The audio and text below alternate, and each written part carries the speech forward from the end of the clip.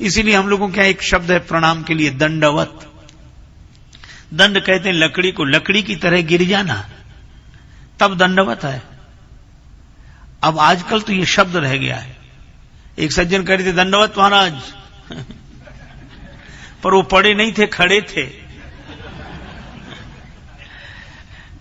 तो किसी ने कहा ये कैसा दंडवत? हमने कहा दंडवत तो है, दंडवत हैं, खड़े हैं, पड़े नहीं। तो ऐसा दंडवत तो दंडवत है, दंड के समान है।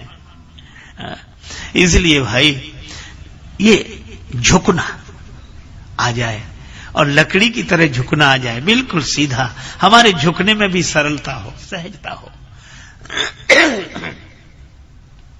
पर एक अद्भुत बात है, सती जी को संशय हुआ। चलो संशय होना भी बुरा नहीं है, पर इस संशय को स्वीकार कर लेना यही सबसे बड़ी बात है। एक सज्जन बोले कि सबसे बड़ा ज्ञान क्या है? सबसे बड़ा ज्ञान क्या है? वो ऐसे ही चर्चा कर रहे थे आपस में, तो हम कहने लगे कि सबसे बड़ा ज्ञान क्या है? हमने कहा अपने अज्ञान का ज्ञान। सबसे बड़ा ज्ञान यहीं से शुरुआत होती, अपने अज्ञान का ज्ञान। और मुझे तो लगता है कि जिसे अपने में अज्ञान दिखता है, जिसे अपने में अज्ञान दिखता है, उसी को गुरुदेव में ज्ञान दिखता है, और जिन्हें गुरुदेव में ज्ञान दिखता है उन्हीं को जगत में भगवान दिखता है। अपने में अज्ञान, गुरुदेव में ज्ञान, तो जगत में भगवान। तो कहा कि अज्ञान, एक सज्जन ने और तर्क किया कि जब भीतर अज्ञान ही है तो देखेगा क्या? ज्ञान हो तब तो दिखे, अज्ञान में तो कुछ नहीं दिखता, और जो अज्ञान से भरा है वो कैसे दिखेगा? हमने कहा बात तो आपकी सही है कि अज्ञान में कुछ नहीं दिखता, इसे ऐसे भी सोचना चाहिए कि अंधेरे में कुछ नहीं दिखता, पर अंधेरा तो दिखता है। यह सही है कि अंधेरे में कुछ नहीं दिखता, किंतु अंधेरा तो दिखता है। पर एक बात है, क्या? अंधेरा भी आंख वाले को दिखता है। अंधेरा आंख वाले को ही दिखता है, और जिसमें आंख ही नहीं है उसे अंधेरा भी नहीं दिखेगा, और जिसे अंधेरा नहीं दिखा उसे उजाला भी नहीं दिखेगा। तो जिसके पास अपने अज्ञान को देखने की आंख होती है, उसी को गुरुदेव के ज्ञान को देखने की आंख होती है, और उसी के पास भगवान को देखने की आंख होती है। तो भगवान तो सामने है, किंतु सती जी को संशय तो हुआ, पर उस संशय को स्वीकार नहीं करते। एक बार एक महात्मा जी ने अपने 3 चेलों को उपदेश दिया कि बेटा कुछ परोपकार का काम किया करो। तीनों बोले जरूर करेंगे गुरुजी। लेकिन क्या होता परोपकार? बोले भूखे को भोजन, प्यासे को पानी, गरीब की सहायता, दीन दुखी की सहायता, यही सब परोपकार होता है। तीनों बोले करें।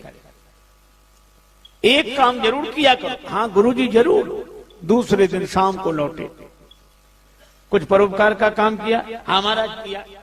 क्या? बोले एक बुढ़िया सड़क पार नहीं कर पा रही थी, हमने उसका हाथ पकड़ा, उस बुढ़िया को सड़क पार कराई। ठीक, बहुत अच्छा, आशीर्वाद करना चाहिए ऐसे काम। अब दूसरे से पूछा तुमने? दूसरा चेला बोला गुरुजी हमने भी उसी बुढ़िया को सड़क पार करा। तो ये 2 की जरूरत क्यों पड़ी? शायद सामान रहा होगा कुछ ऐसा। लेकिन आश्चर्य तो तब हुआ जब तीसरे चेले से पूछा तुमने? तीसरा चेला बोला गुरुजी हमने भी उसी बुढ़िया को सड़क पार कराई।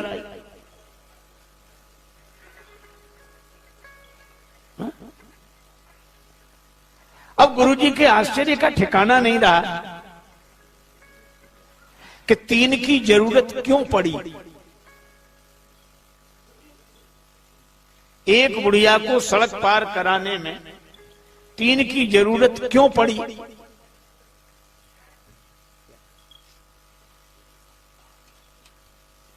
3 की जरूरत क्यों पड़ी? तो तीनों बोले गुरुजी दरअसल बात ये थी कि बुढ़िया को सड़क पार करना ही नहीं था। तो तुमने सड़क पार क्यों कराई? बोले हमें परोपकार करना था। तो हमने बुढ़िया से कहा चल तुझे सड़क पार कराएं। वो बोली हमें नहीं जाना। बोले तुझे नहीं जाना पर हमें तो परोपकार करना है। तो उसने जिद की तो दोनों हाथ पकड़ लिए और खींच कर ले जाओ। तो वो गालियां देने लगी तो तीसरे ने हाथ पकड़ा। तीनों ने मिलकर परोपकार कर दिया।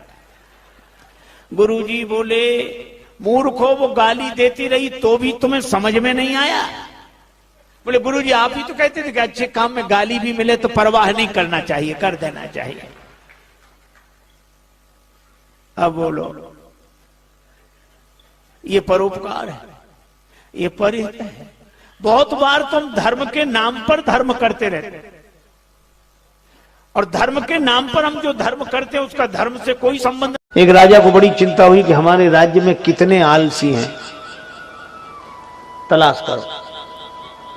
मंत्री बोला सरल उपाय है, आप आलसी घर बनवाओ। आलसी घर बनाया गया। राज्य में मुनादी हुई कि जो आलसी हों उनके लिए सुनहरा अवसर,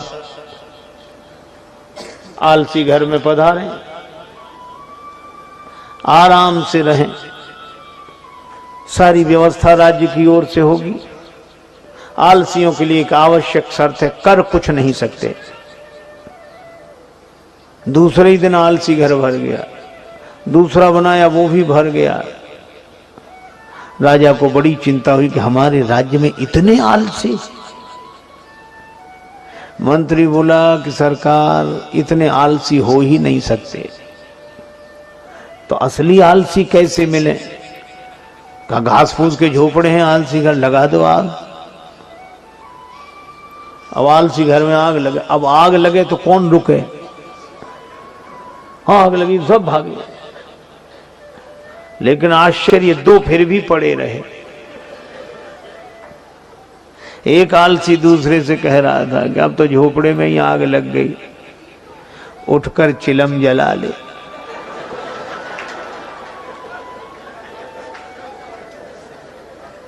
दूसरा बोला अब उठकर कौन जाए, आग तो खुद जलते जलते यहीं आई जा रही है।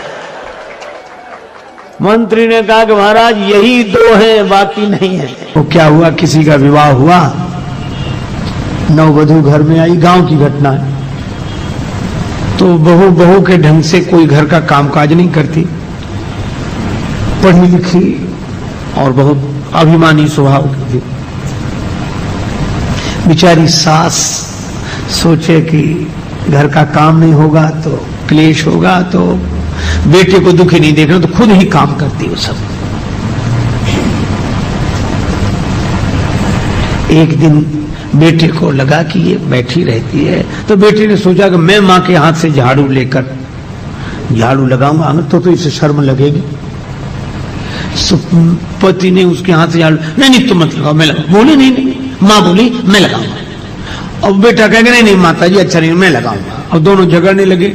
सोचा शायद इसे शर्म लगी, तो बहू बैठी बैठी बोली काहे को झगड़ा करते हो, मेरे तो सिर में दर्द होने लगा। क्यों झगड़ते हो? एक दिन तुम लगा लिया करो, एक दिन ये लगा लिया करेंगे। बोलो। और एक दूसरा दृश्य देखो, किसी आदमी का विवाह हुआ, पत्नी के साथ घर में आया बेटा, तो बहुत दुखी। पत्नी ने कहा क्या हुआ? बोले देखो तो तुमने मेरे पीछे अपने माता पिता का त्याग कर दिया। पत्नी बोली वो तो सब करते हैं, उसमें क्या है? बोले नहीं, समानता का युग है, मैं भी समानता का आदर्श उपस्थित करूंगा। कैसे? बोले हे देवी, तुमने मेरे पीछे अपने माता पिता का त्याग किया, तो हम तुम्हारे पीछे अपने माता पिता का त्याग करते हैं। हो गई समानता।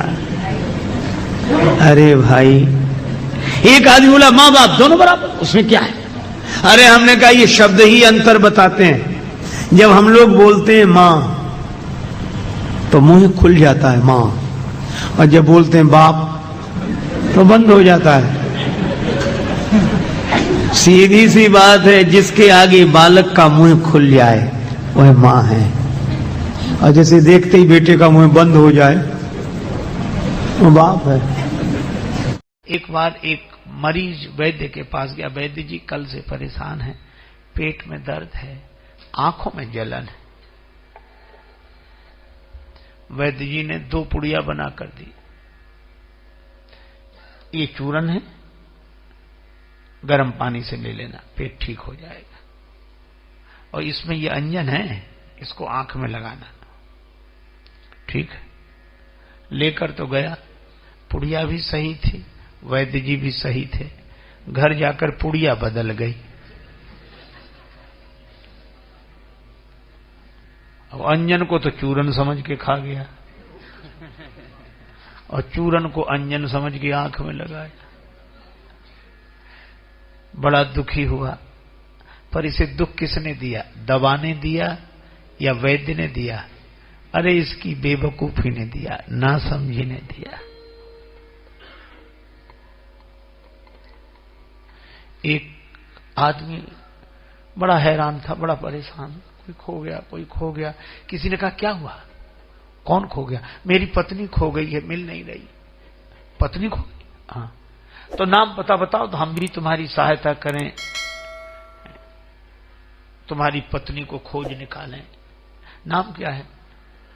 बोला हमारा नाम बेवकूफ है। बेवकूफ? हाँ। और तुम्हारी पत्नी का क्या नाम है? तो बोला फजीहत। तो वो आदमी बोला छानते फिजूल यार आसमां जमी, छानते फिजूल यार आसमां जमी, और बेवकूफ अगर हो तो फजीहतों की क्या कमी। यहां जा वहां फजीहत। तो उस आदमी की मूर्खता ने दुख किया दिया। न वैद्य ने दिया, न दवा ने दिया, दवा बदल दी। और अगर यह देखा जाए तो यह कहानी हमारी है, किसी और की नहीं। भगवान का भी दोष नहीं है। काल ही कर्म ही ईश्वर ही मिथ्या दोष लगाए। क्यों? भगवान ने तो 2 पुड़िया दी थी, एक चूरन की, एक अंजन की। ये 2 पुड़िया क्या है? एक दिल और दिमाग। भगवान ने कहा कि तुम सुखी रहोगे संसार में, एक काम करना। क्या? दिमाग लगाना दुनिया में और दिल लगाना हम में। अब हमने पुड़िया बदल दी, दिमाग लगाए हैं भगवान में और दिल लगाए हैं दुनिया में। और कुछ नहीं, केवल इतनी सी बात है। इसलिए रोते हुए आते हैं। क्या बोल महाराज, हम बड़े दुखी हैं। क्यों, क्या हुआ? हमारा तो दिल टूट गया। दिल टूट गया? किसने तोड़ दिया? हमारे अपने लोग, हमारे घर वालों ने दिल तोड़ दिया। जो ये शिकायत करते हुए आते हैं उनसे पूछो कि तुमसे दिल लगाने के लिए कहा किसने था?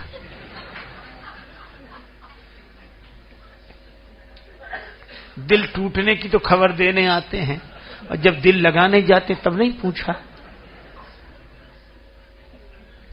घर ने दिल तोड़ दिया। अरे पुड़िया बदल गई, घर दिल से नहीं दिमाग से चलता है। इसलिए संसार पर विचार करें, विचार पूर्वक संसार में रहें और विश्वास पूर्वक भगवान में रहें। एक बार 2 बड़े संपन्न श्रीमंत सेठ बैठे थे, आपस में चर्चा हुई।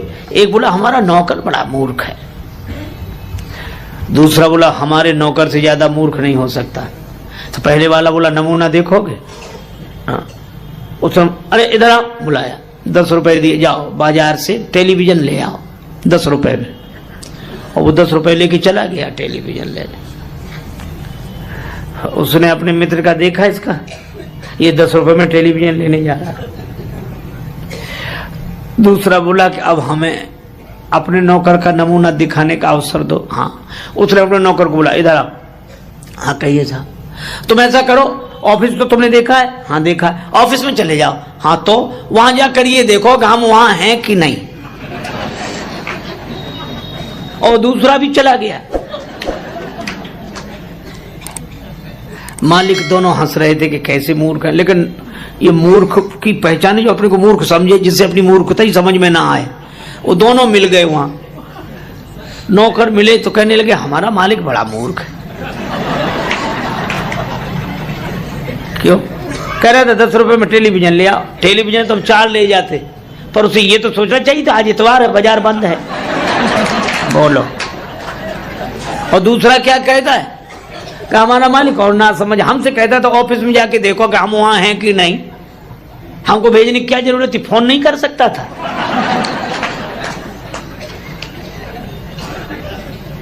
दोनों ही नहीं समझ रहे। एक गुरुजी ने एक चेला बनाया, तो चेला बनते ही वो बोला कि गुरुजी अब आप गुरु हम चेला, हमें कुछ सुनाओ। पहले शिष्य लोग कहते महाराज कुछ समझा दो, अब समझा सुनाओ। तो गुरुजी ने कहा कि बेटा राम राम किया करो। अरे कहा ये साधारण सब लोग लेते, इसमें क्या है। गुरुजी भी समझ गए कि चेला नहीं गुरु ही मिला है। तो गुरुजी ने कहा कि बेटा रामायण, रामचरितमानस, रामायण और सब। बोले ये भी साधारण चीज सब लोग गाते हैं, रामायण में क्या है, ऊंचा सुनाओ, ऊंची बात। गुरुजी ने कहा फिर गीता, हाँ ये कुछ चलेगी। तो गुरुजी बोले महात्मा आज सुनाते हैं, गीता कल सुनाएंगे, महात्मा ही सुनाओ। तो गुरुजी ने वही श्लोक सर्वोपनिषदो गावो दोग्धा गोपाल नंदना और 12 सभी उपनिषद जो हैं सो गाय हैं, दोहने वाले भगवान श्री कृष्ण हैं, और यह गीता ज्ञान ही दुग्ध है, पान करने वाला बछड़ा अर्जुन है। और चेला कहे वाह महाराज, आ महाराज क्या बात, क्या बात, वाह वाह वाह। सो गुरुजी 1 घंटे की जगह 1.5 घंटे बोलते रहे। बाद में गुरुजी ने कहा कि बेटा कुछ समझ में ना आया हो तो पूछ लो। बोला हमें समझना है, आप कम समझाते हो, हम ज्यादा समझते हैं। गुरुजी ने मन ही मन कहा कि हम ही नहीं समझ पाए पहले तुम्हें, लेकिन फिर भी कहा कि हम गुरुजी हैं तो कुछ तो पूछ लो, गुरु होने की कुछ। अच्छा तो और सब समझ में आए, एक एक अक्षर समझ में, एक जरा सी बात समझ में नहीं आई। गुरुजी बोले वो क्या? बोले आप बार बार कहते थे दो गधा गोपाल नंदना, तो ये 2 गधा कौन थे? बोलो। सो गुरुजी ने माथा पीटा। चेला बोला बताया नहीं 2 गधा कौन थे? गुरुजी बोले एक हम और दूसरे तुम।